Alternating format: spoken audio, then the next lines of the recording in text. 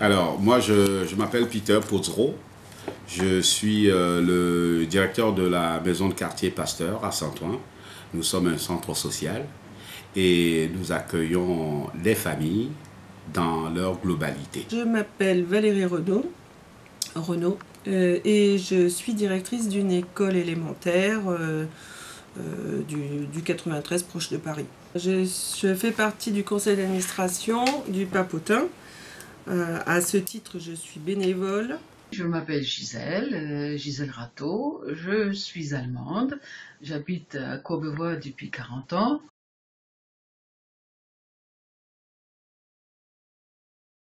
Ça va à la fois de l'accompagnement simple, l'aide à la rédaction de courrier, ça peut être aussi de l'aide aux devoirs pour les enfants dans l'accompagnement scolaire, ça peut être aussi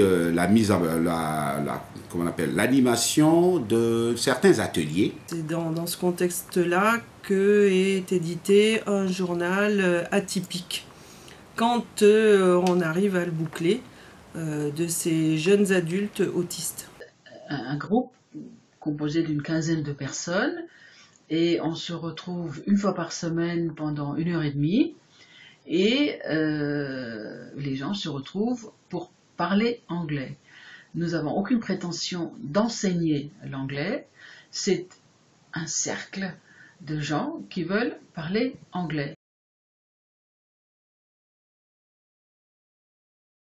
Le journal est en vente. Il est en vente sur abonnement et sur le bouche à oreille. Et il y a pas mal de gens qui sont abonnés depuis très longtemps à ce journal. Il y a aussi beaucoup de familles, de jeunes qui sont sensibles à ce travail. Et d'après les dernières informations que j'ai eues, on s'engagerait vers une mise en ligne plutôt.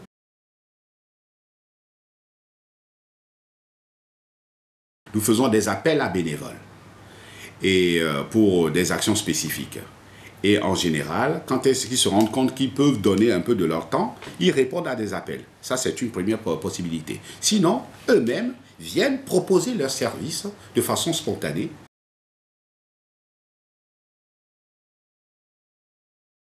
Moi, ma motivation, elle est de rester en contact avec ce groupe de jeunes adultes.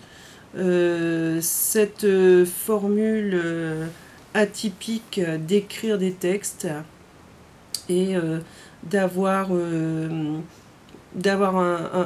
sens de l'écrit qui, pour beaucoup d'entre eux, n'est que oral pourtant, mais pour lequel ils ont l'impression d'écrire. Enfin, ils disent qu'ils écrivent et ils ont raison. Pour moi, c'est aussi une façon de me ressourcer et de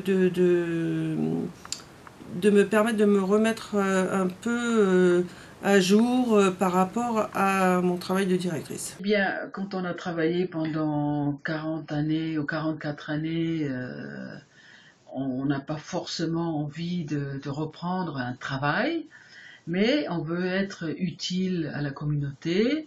Et je dirais, être bénévole dans une association comme celle-ci, c'est-à-dire anglais, c'est du donnant-donnant. On reste en contact avec la langue et on fait profiter d'autres personnes. Leur motivation, en général, c'est déjà de l'action citoyenne. C'est comment apporter un plus aux autres et se sentir à l'aise dans un environnement dans lequel ils vivent. Ça, c'est la première motivation des bénévoles. Et après, il y a aussi ceux qui veulent lutter contre l'isolement.